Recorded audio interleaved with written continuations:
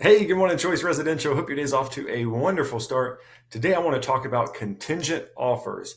So, contingent is a term that gets thrown around a lot by consumers and even by agents, and yet it can kind of have different meanings depending on what your experience with contingencies are. So, in different states, there are contracts where consumers can actually get out of the contract without any harm and no money lost if the home that they need to sell in order to purchase the new one doesn't close or doesn't close in time.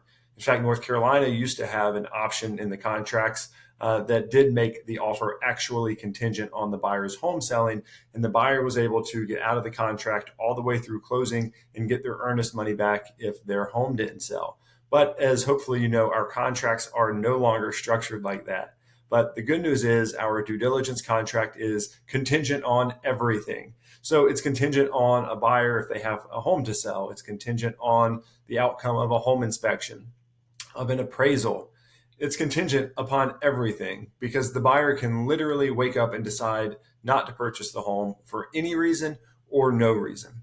But that's different than the contracts in a lot of states. So if you have a buyer who says they want to make their offer contingent upon their home selling, just make sure you are explaining to them that that's fine. You can mark that in the contract. In fact, you need to, letting the seller know that you do have a home to sell and that you're not going to be able to complete this purchase if that home doesn't sell.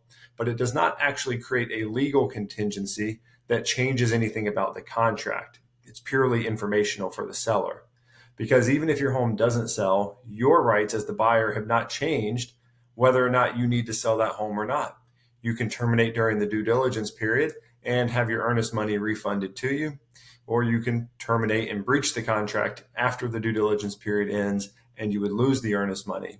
But your home selling hasn't changed any of those conditions of the contract. So just make sure that if you have a buyer who says, hey, I need to make an offer, it's going to be contingent upon my home selling, no problem. Just make sure they understand that their due diligence fee will not be refunded. They are essentially paying for that contingency and every other imaginable contingency that you could have in a contract with that due diligence fee. So make sure that point is clear. And if there's earnest money in the contract, make sure they know they need to terminate the contract before the due diligence period ends in order to be able to get that earnest money back. So let's talk logistics of the dates involved. Because if they do have a home to sell, maybe it's under contract already, maybe it's not. You want to set your due diligence period far enough out so that it gives enough time for either their home to close or for them to feel confident that they're going to be able to get it closed prior to the closing on their new home. Now, again, you're going to take into account with how much due diligence money you're putting into it, how much earnest money you're putting into it. If there is no earnest money, it becomes kind of a moot point whether the buyer terminates during the due diligence period or not, because there's no additional funds for them to lose. But just make sure you're explaining what contingencies mean in North Carolina relative to what state they might be coming from, and make sure we're on the same page with that terminology. If you have questions about this or are ever in a situation you're unsure of what the buyer's expectations are or how to explain it to them, as always, I'm just a phone call away. Let's make sure we have clarity with our clients. All right, until next time, take care.